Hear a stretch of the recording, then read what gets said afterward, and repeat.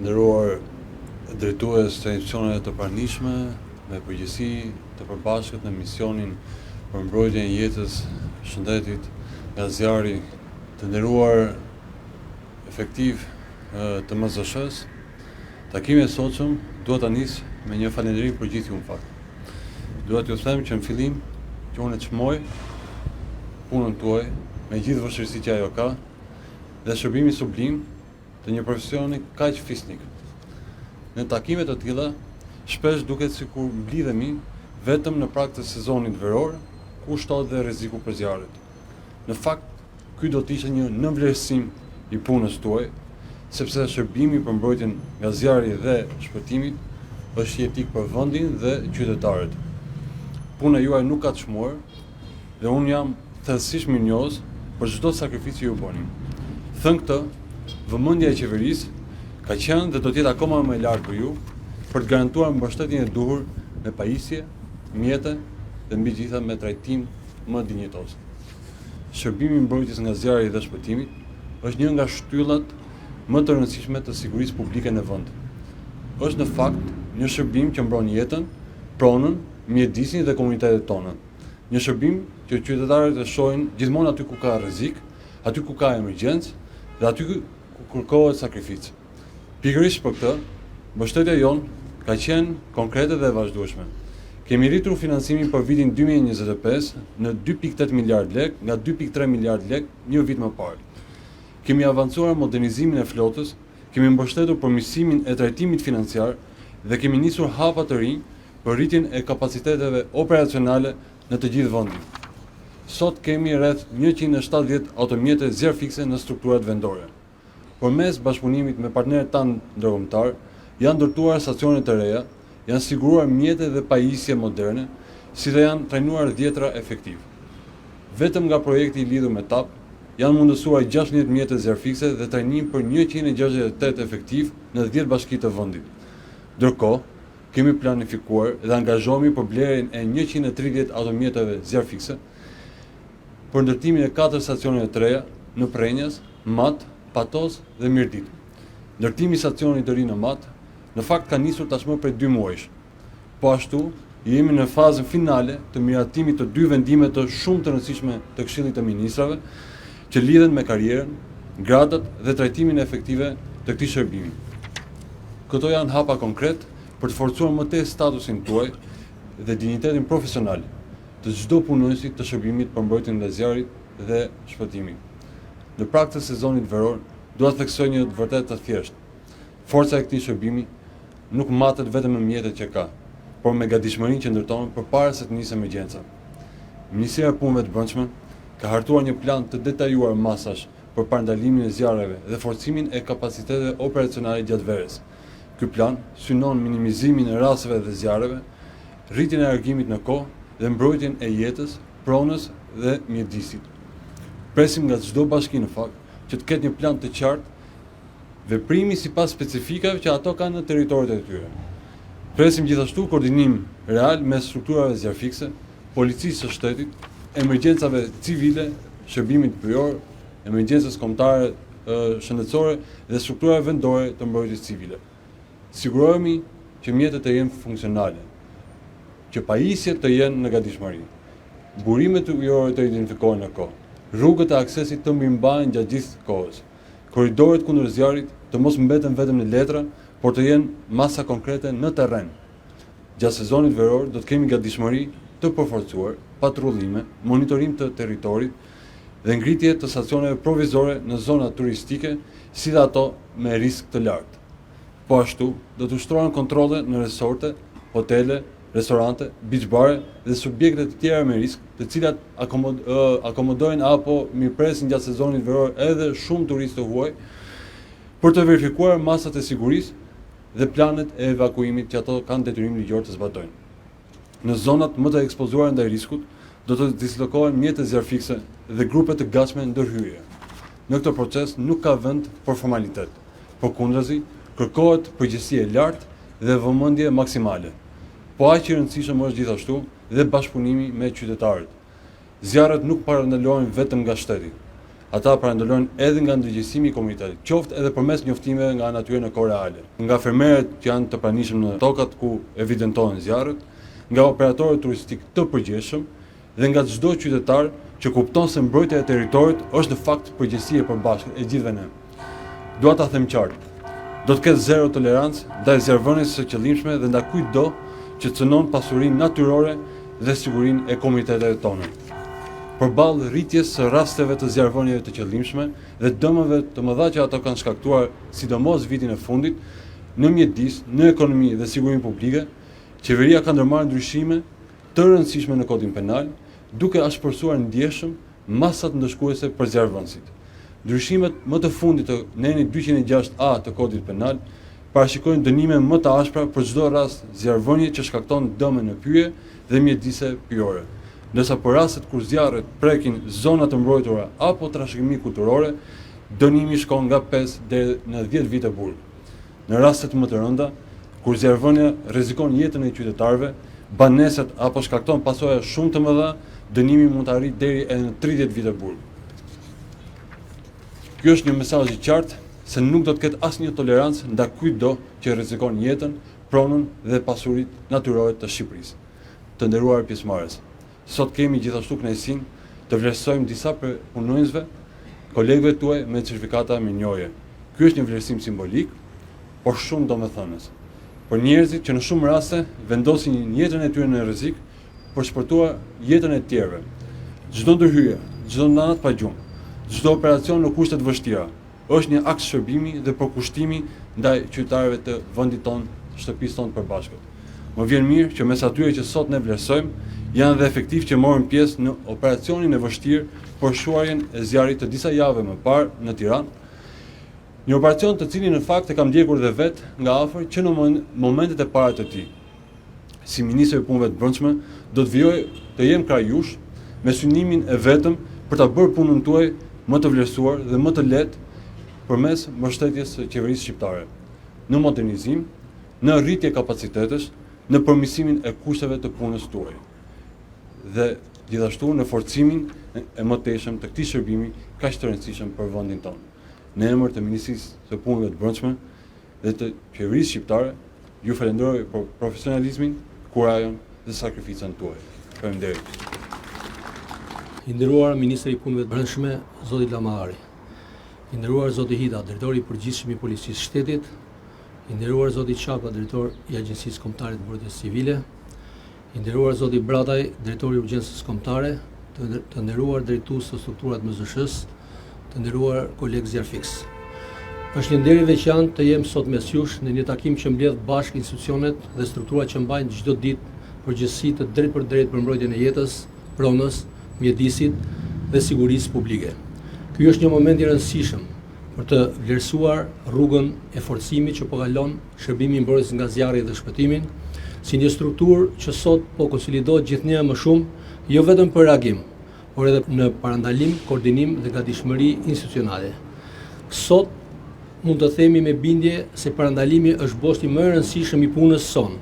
Për ne parandalimi nuk është thjesht një parim i përgjithshëm, por një detyrim konkret, institucional që nis me planifikimin në kohë, me vlerësimin e riskut, me koordinimin mes strukturave dhe gatishmërisë reale për të vepruar përpara rrezikut që shndërrohet në emergjencë.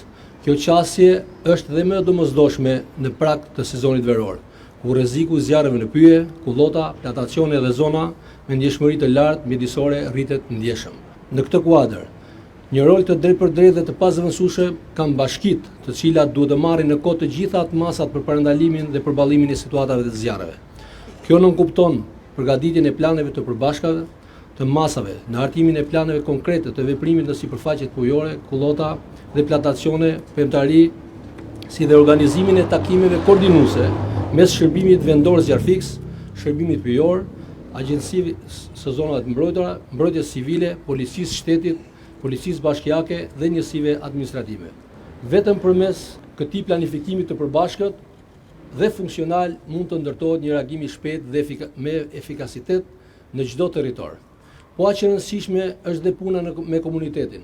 Bashkitë duhet të organizojnë takime dhe forma sensibilizime me kryepleqt, banorët, me përdoruesit e pyjeve, kullotave dhe sipërfaqeve të tjera me risk, në këtë mënyrë që të rritet ndërgjegjësimi për ndaj rrezikut të zjarreve, për dëmet që ato sjellin dhe për detyrimet ligjore që burojnë nga mbrojtja nga zjarri.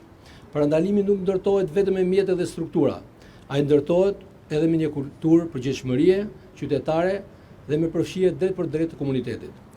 Një detyrë tjetër thelbësore për bashkitë është ndjekja e vazhdueshme të situatës dhe koordinimi i përhershëm me bashkitë fqinje, me prefekturat dhe me strukturat qendrore, për të garantuar ndihmë të ndërsjellë me forca mjete, si dhe bashkërendim të plot për çdo nevojë ndërhyrje toksore apo ajrore. Kjo kërkon vetëm vullnet bashkëpunimi, por edhe organizim konkret të burimeve njerëzore, zënxhir të qartë komande dhe komandim të vazhdueshëm ndërmjet hallkave përgjegjëse. Po kështu bashkitë duhet të garantojë gatishmërinë e plotë ato mjeteve, mjete dhe pajisje zjarfikse, si dhe të gjitha kapaciteteve që disponojnë për përballimin e situatave të zjarreve. Kjo përfshin organizimin e sistemit të vrojtimit, të informimit, në konstatimin në kohë të vatrave të zjarrit, kompletimin e njësime vullnetare dhe struktura operuese me mjete të thjeshta ndërhyrje, përcaktimin e burimeve ujore dhe pikave të furnizimit me ujë, përfshirë edhe ato që mund të shërbejnë për mjete ajrore. Njëkohësisht duhet marrë masa për hapjen dhe mirëmbajtjen e rrugëve të kalimit, për lëvizjen e mjeteve zjarfikse, për krijimin e korridorëve që pengojnë për hapjen e flakëve, si dhe kryen e punime për mirësimin e pyje si pastrime, krahasitje, rrallime, me qëllim kufizimin e përhapjes së zjarrit. Këto masa nuk janë dytësore, ata janë pjesë e vetë sigurisë publike dhe aftësive së shtetit për të parandaluar dëme të mëdha mjedisore, ekonomike, njerëzore. Për rritjen e gatishmërisë operacionale, strukturat vendore të MSS duhet hartojnë plane masash të posaçme, të planifikojnë grafik shërbimit të përforcuar me 25% shtim të efektivit të gatshëm për aktivizimin e situatës dhe temperaturave që sigurojnë mirëmbajtjen teknike, mjeteve të zjarfikse, pajisjeve dhe forcojnë sistemin e komunikimit me radio ndërlidhje, shkëmbimit të shpejtë të informacionit në çdo rast. Lëvizja e forcave drejt zjarreve në pyje, shkurre apo kullota nuk duhet të synojë në asnjë rast gatishmërinë për mbrojtjen e zonave urbane. Kjo është një kërkesë themelore e menaxhimit të balancuar të emergjencës. Vëmendje veçantë duhet i kushtohet zonave turistike brendetare, ku kërkohet planifikim i dedikuar me automjete dhe personel zjarfiks, sipas planeve të detajuara dhe në bashkëpunim të ngushtë me njësitë administrative të zonës. Sezoni veror sjell rritje të lëvizjes së qytetarëve dhe vizitorëve. Dhe për këtë arsye çdo vonesë në parandalim apo reagim mund të ketë pasoja të shumëfishta. Në këtë përpjekje, bashkëpunimi ndërinstitucional mbetet kyç. Shërbimi zjarfiks, mbrojtja civile, pushteti vendor, policia e shtetit, strukturat pyjore dhe institucionet partnere duhet të funksionojnë si një mekanizëm i vetëm, me përgjegjësi të qarta dhe me koordinim të plotë në çdo situatë emergjente. Vetëm kështu mund të ndërtojmë një sistem që jo vetëm reagon, por parandalon, kufizon pasojat dhe garanton siguri më të madhe për qytetarët. Po aq i rëndësishëm është dhe roli i policisë shtetit. Policia e shtetit ka një rol kyç në identifikimin dhe ndëshkimin e zjarrvënësve. Bashkëpunimi i saj me shërbimin e mbrojtjes nga zjarri dhe shpëtimit dhe organet ligjzbatuese është thelbësor, jo vetëm për reagimin në terren, por edhe për forcimin e përgjegjësisë penale ndaj aktit të qëllimshëm që cënon jetën, pronën, mjedisin dhe sigurinë publike. Ky ka qenë një vit me vëmendje të shtuar për të kuptuar dhe mbështetur më mirë këtë shërbim nga gjithë qeveria. Kjo është një shenjë e qartë se shërbimi i mbrojtjes nga zjarri dhe shpëtimit që trajtohet gjithnjë më shumë si një interes strategjik i shtetit që meriton mbështetje më të madhe, koordinim më të fortë dhe investim më të qëndrueshëm. Në qendër të gjithë këtij misioni mbeten njerëzit, burrat dhe gratë e këtij shërbimi që përballen çdo ditë me vështirësi, me rrezik dhe me përgjegjësi të lartë për kushtimi, disiplinë dhe profesionalizmi. Profesionalizmi i tyre meriton jo vetëm mirënjohje, por edhe mbështetje të vazhdueshme. Ata janë forca që jep kuptimi çdo plani, çdo mase dhe çdo mekanizmi institucional që ndërtojmë. Përpara nesh nesh ka ende shumë punë, por sot me shumë vetdije, me shumë koordinim dhe me shumë mbështetje për të ecur përpara, është besimi ynë i përbashkët, të ndërtojmë një shërbim më të fortë ku parandalimi dhe reagimi ecin përpara, ku bashkitë duhet të përmbushin me seriozitet përgjegjësitë e tyre, ku ligji të veprojë ndaj kujdo që rrezikon qëllimin e territorit dhe jetën e qytetarëve dhe ku çdo institucion të kontribuojë në mbrojtjen e vendit. Ju falenderoj të gjithëve për përkushtimin dhe bashkëpunimin tuaj.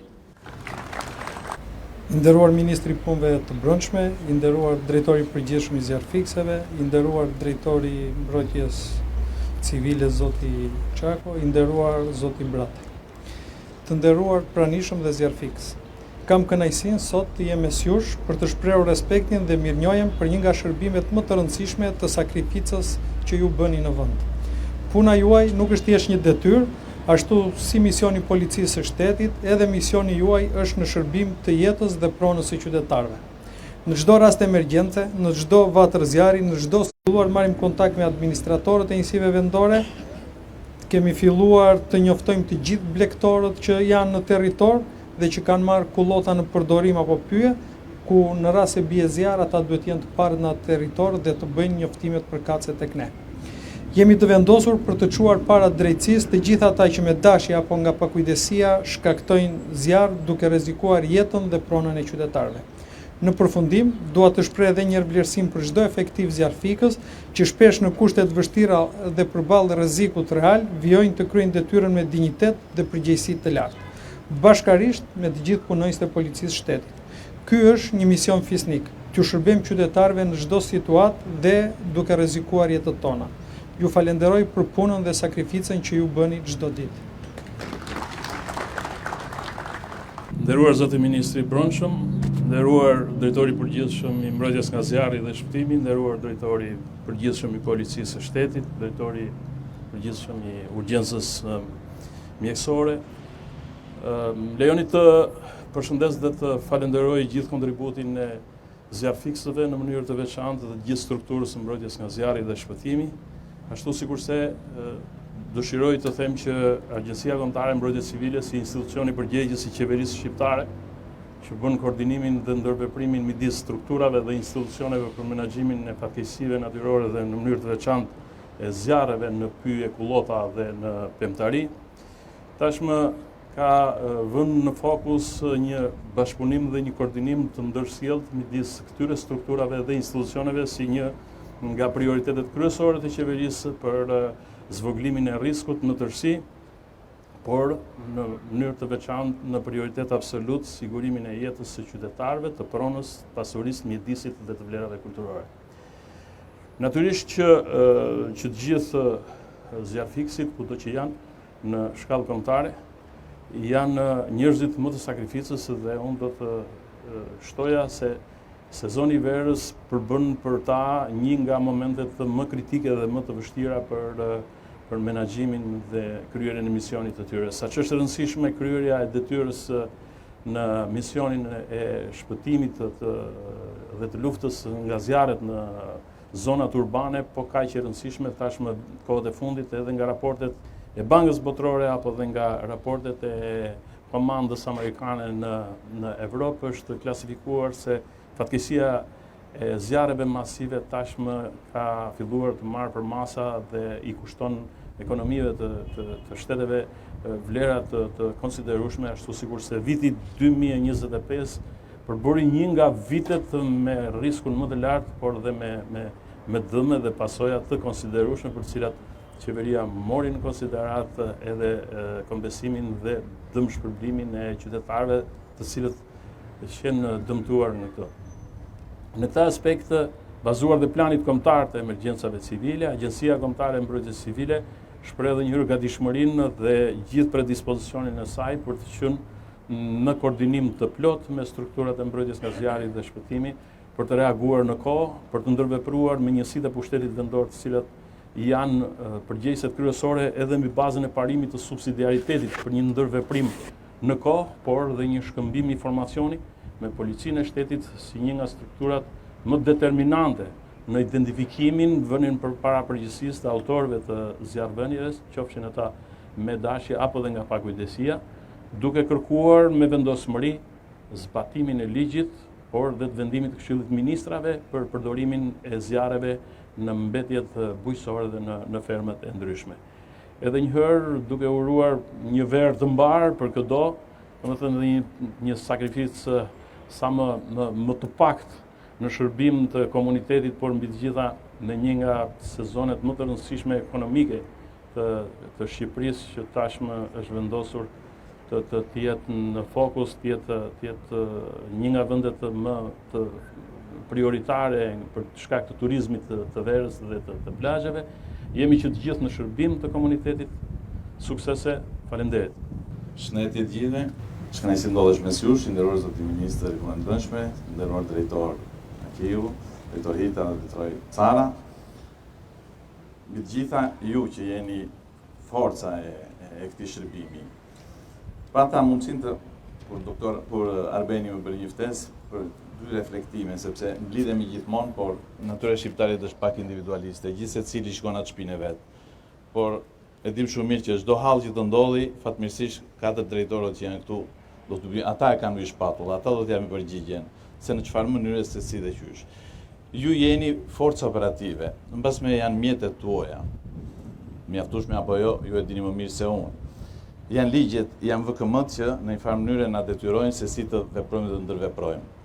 Unë mendoj se ka ardhur koha që duhet një agjenci e vetme, një trup i vetëm. E përmendi Arbeni që janë bashkit, janë komunat, janë kryeplejt, janë kryetarët e bashkive.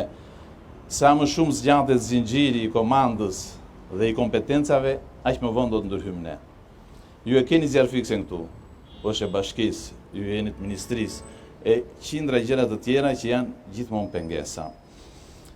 Sa herë që mbledhet task force diskutohet, do të shtojmë ekipet, do të kemi zjarre, do të kemi përmbytje, do të kemi bashkit që janë problemi kryesor i menaxhimit të turizmit.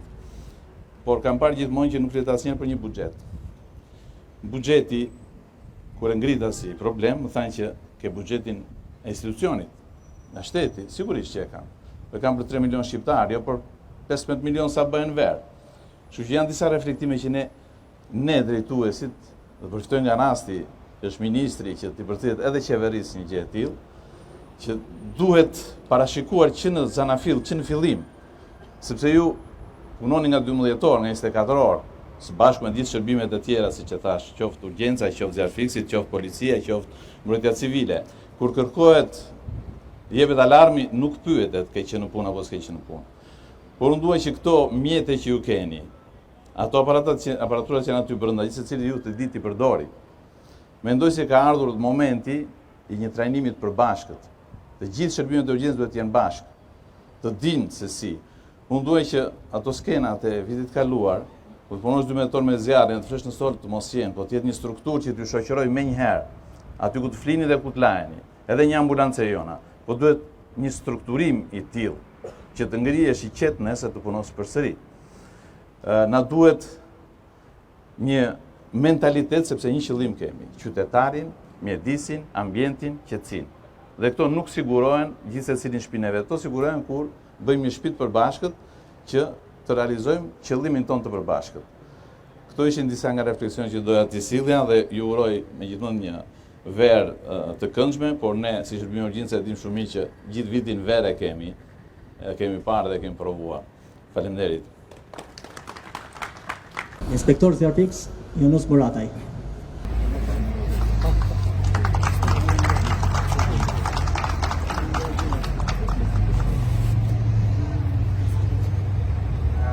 Ftojmë kryes Zjarfix, Ervin Bleshi.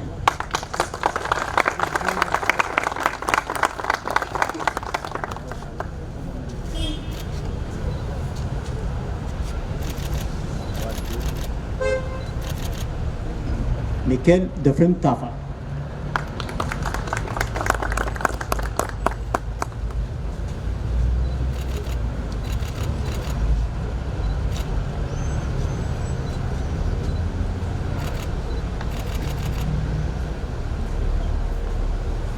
Franz Osmanaga.